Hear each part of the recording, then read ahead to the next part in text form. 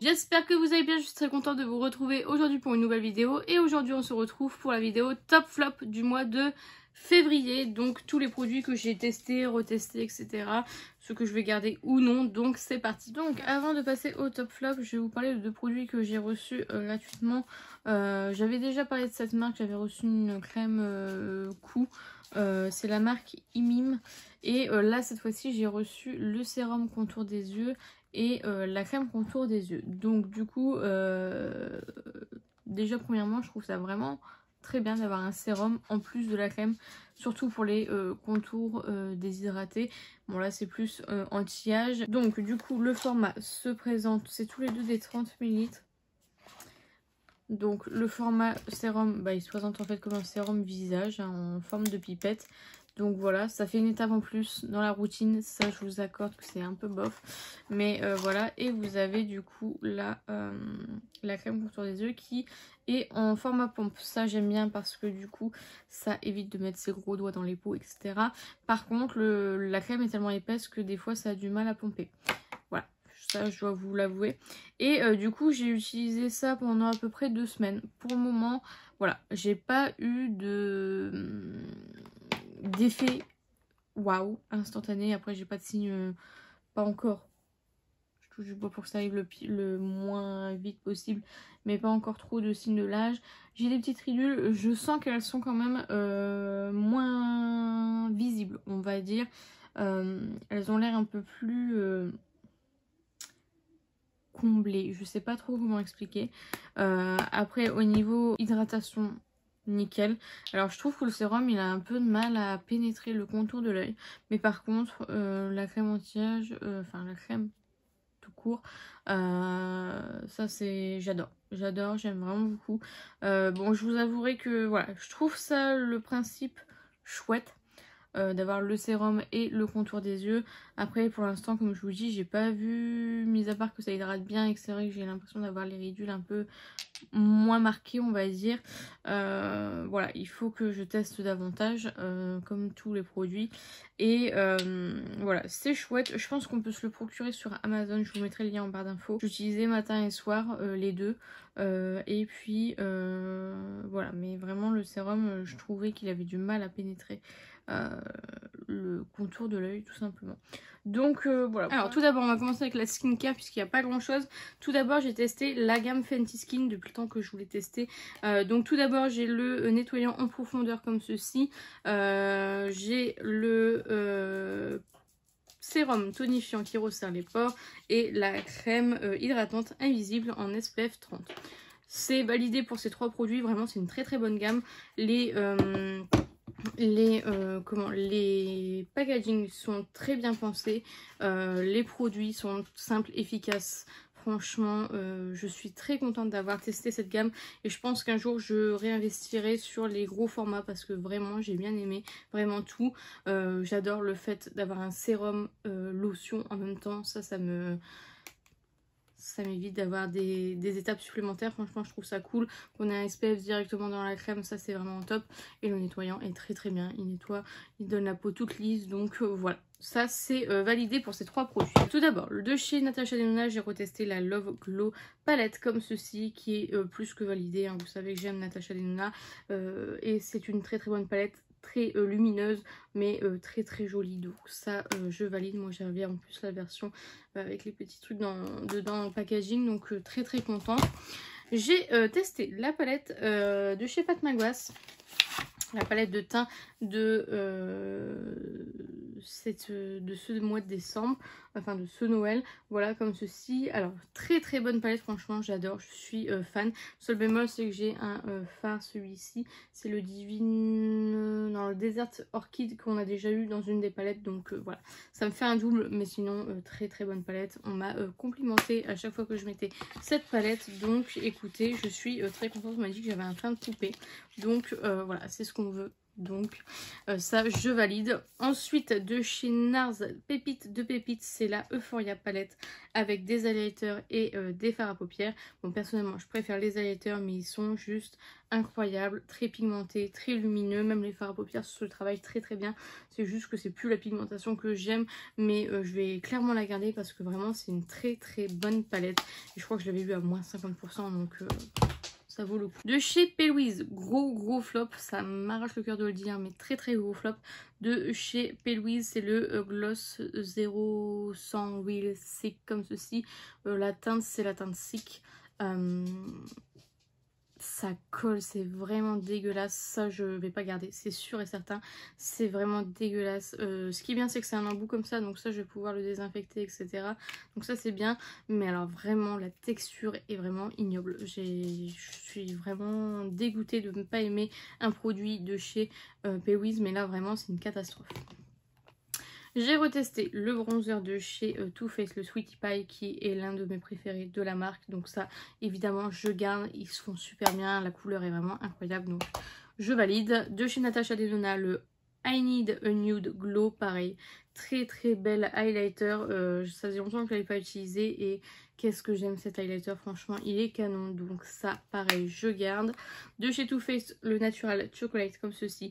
Pareil, que j'aime vraiment beaucoup, donc ça je vais le garder. Très très beau bronzer. J'ai utilisé les combos lèvres de chez Charlotte Tilbury, donc le combo Pillow Talk, un très grand classique comme ceci, avec du coup le crayon qui va avec, et le Pillow Talk Medium cette fois-ci.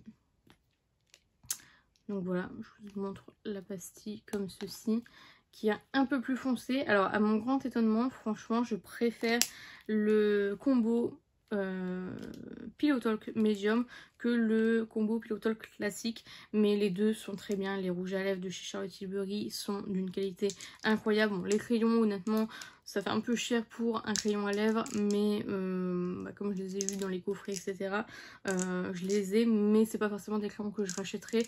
Mais par contre les Charlotte Tilbury, oui, pourquoi pas racheter d'autres teintes. Par contre un produit dont j'ai pas été trop fan de chez Charlotte Tilbury, c'est le Pillow Talk, mais en version gloss. Je sais pas, j'ai pas trop aimé. Je trouve qu'il est un petit peu il est très opaque, très joli, mais j'ai trouvé qu'il collait et qui n'était pas très très agréable sur les lèvres. Donc ça je ne sais pas si je le garderai.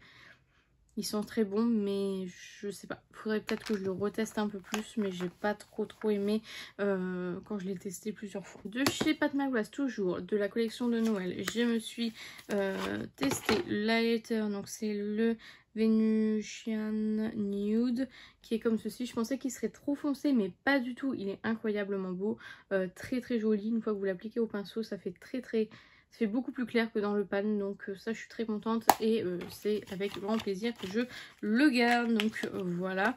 Ensuite j'ai retesté le Get Wet de chez Be Perfect. Voilà, comme ceci, je voulais faire un tri dans mes highlighters. Ça c'est un highlighter qui est sorti avec Stacy Mary. Je vais garder parce qu'il est vraiment incroyable. Il est blanc avec des reflets bleus, mais il est vraiment incroyable. Je peux pas m'en séparer. Dans les tops, gros top de chez Fenty Beauty, ce rouge à lèvres là, c'est la teinte Riri. Je l'avais acheté sur le site officiel, donc c'est les Icon, je ne sais plus, un effet velours. La tenue est exceptionnelle, vraiment, je suis trop fan de ce rouge à lèvres. Donc moi du coup ça va être la version avec le Super Bowl, voilà, mais vous avez du coup les autres versions qui sont disponibles sur le site de Sephora. D'ailleurs j'en ai racheté un rouge parce que vraiment ils sont exceptionnels. Donc voilà, très bonne tenue, franchement ça tient toute une après-midi. Je sais que de midi jusqu'à 20 h on voyait encore mon rouge à lèvres, et vraiment très bonne tenue. Je vous recommande ce produit, il est incroyable. Ensuite de chez Charlotte Tilbury, mais quel plaisir d'avoir utilisé ceci, c'est de la gamme Pillow Talk, toujours le Lip and Cheek Glow comme ceci. On n'entend pas beaucoup parler, mais c'est une pure pépite. Je l'ai utilisé seulement sur les joues, j'ai pas testé sur les lèvres, mais en blush il est incroyable. Donc ça vraiment je vous le conseille aussi. Et toujours de chez Charlotte Tilbury, le blush Pillow Talk, le Chic to Chic. comme ceci qui est aussi incroyable. Donc ça je valide aussi. Alors ensuite j'ai retesté tous les blushs cœur de chez Colourpop. Je ne sais pas encore quel teint je vais garder ou non. Très très bon blush, mais ça vaut pas le coup d'en garder autant de la même collection. Donc j'en ai quand même 2, 4, 6, 8. J'en ai 8, donc voilà, très très bon blush. Ils en ont sorti des nouveaux, je les ai pas achetés, mais très très bon blush. Donc ça je ferai un tri je pense parmi quand je verrai un petit peu les teintes individuellement, mais franchement ce sont de très très bons blushs. Encore un Get Wet, pareil, je voulais, dans le but de m'en séparer d'au moins d'un.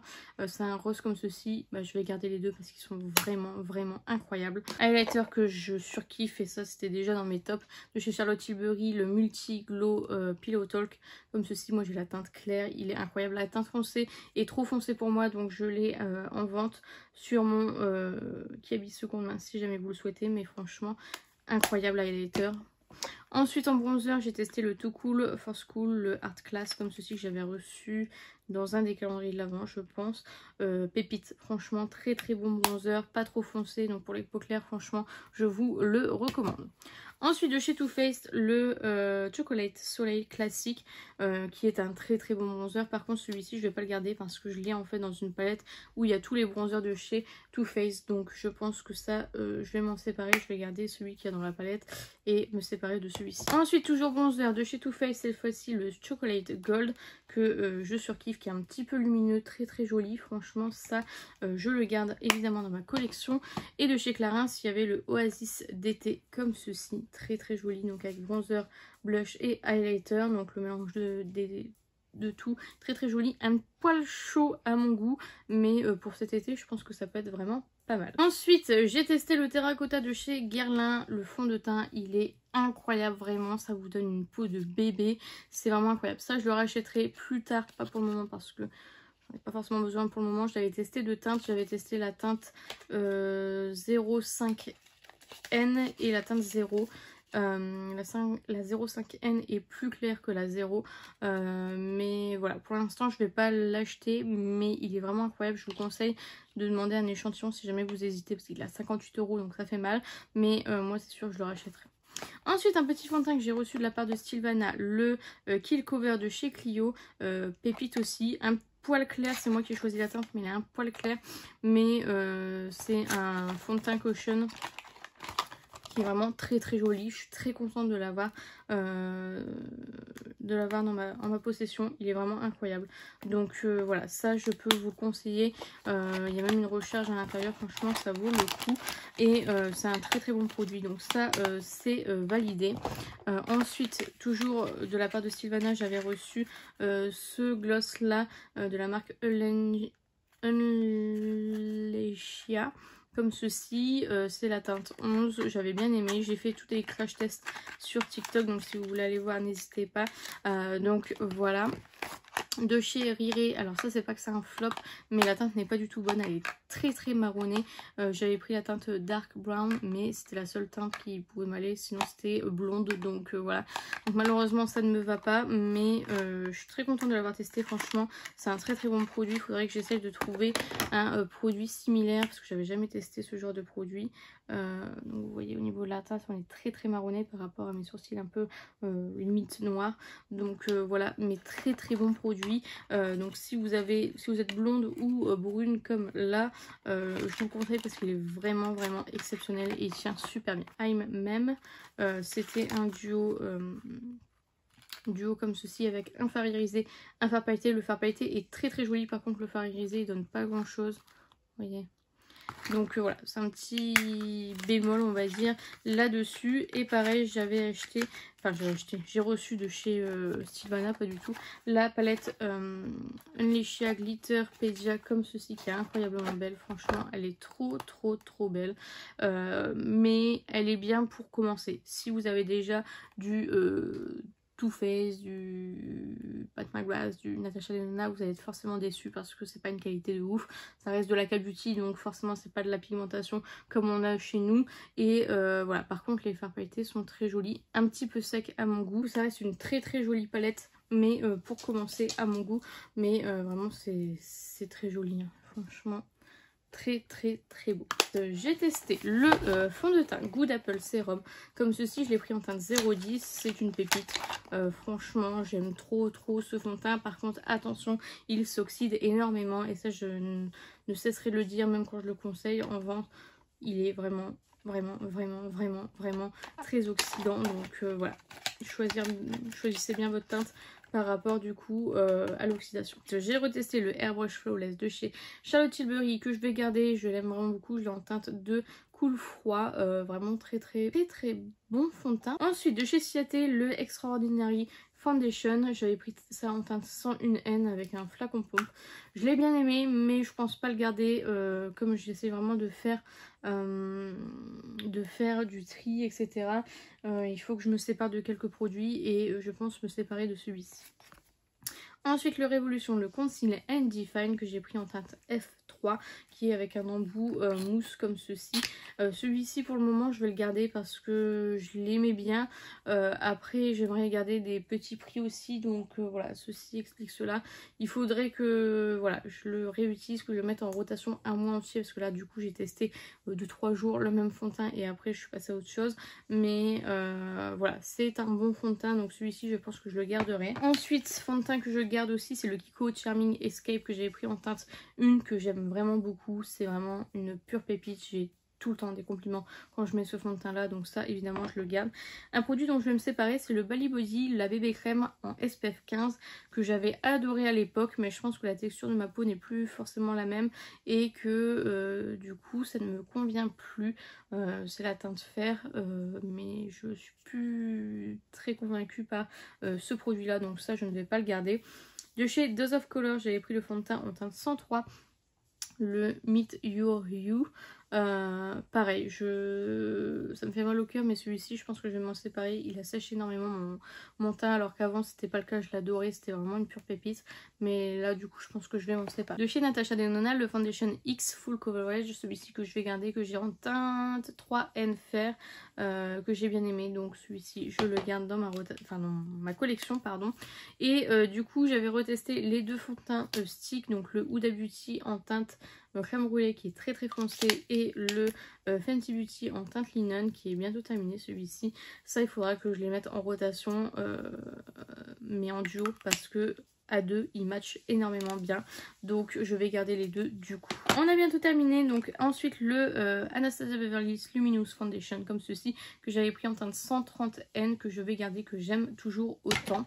De chez Beauty Blender pareil que je vais garder le Bounce que j'avais pris en teinte 1,10N pareil que je garde, je l'aime beaucoup. De chez Herborian, la bébé crème en teinte claire, alors ça je ne sais pas encore si je le garde, j'ai acheté la nouvelle version, je vais tester les deux et voir laquelle je garde du coup des deux. Ça c'est l'ancienne version, donc à voir si la nouvelle me convient. Si la nouvelle me convient, celle-ci je m'en séparerai. De chez Charlotte Tilbury, le Pillow Talk mascara comme ceci que j'avais en marron. Je l'avais pas aimé au premier, je l'avais aimé au deuxième et du coup je ne sais pas ce que je fais avec ça parce que du coup donc c'est la teinte Dream Pop. Je ne sais pas si je l'aime ou si je ne l'aime pas. De chez Clio, j'avais utilisé le crayon comme ceci pour mettre en muqueuse, le Extreme Gel Presso comme ceci qui est une pépite, donc ça je vous le conseille, on peut le trouver sur Sylvana je pense ou Yes Style. De chez Sylvana j'avais reçu aussi ce mascara que j'ai pas du tout aimé de la marque Rome and alors je suis désolée si vous entendez du coup cuire mon poulet, je suis en train de faire cuire une escalope, donc voilà, du coup ça c'est le volume black, il n'est pas du tout volume, il fait vraiment rien sur mes cils, donc ça très déçu. Et enfin le dernier produit de chez Charlotte Tilbury, c'est le Couleur Caméléon, le fard à paupières qui est juste incroyable, donc ça je vais le garder, c'est la teinte Pillow Talk et j'aime vraiment beaucoup. Donc voilà pour mes top flops du mois de février. J'ai testé pas mal de produits, je suis très contente de pouvoir épurer ma collection, etc. Donc ça c'est cool. Et du coup je suis contente de vous donner aussi mon avis sur tous les produits, même les anciens produits. Donc voilà, c'est sur ce que s'achève cette vidéo. J'espère sincèrement qu'elle vous a plu. N'hésitez pas à la liker si c'est le cas, n'hésitez pas à commenter, à me dire vous si vous avez testé l'un des produits que j'ai mentionné, ce que vous en pensez, si vous êtes d'accord avec moi ou pas. On a le droit de ne pas être d'accord, hein, suivant le type de peau, etc. Donc dites-moi tout ça en commentaire, j'en serai ravie. N'hésitez pas à vous abonner, à activer la cloche des notifications. N'hésitez pas à partager la vidéo, ça m'aiderait beaucoup. Et n'oubliez pas, la beauté est à la portée de tout le monde. Je vous fais un petit kiss et je vous dis à bientôt.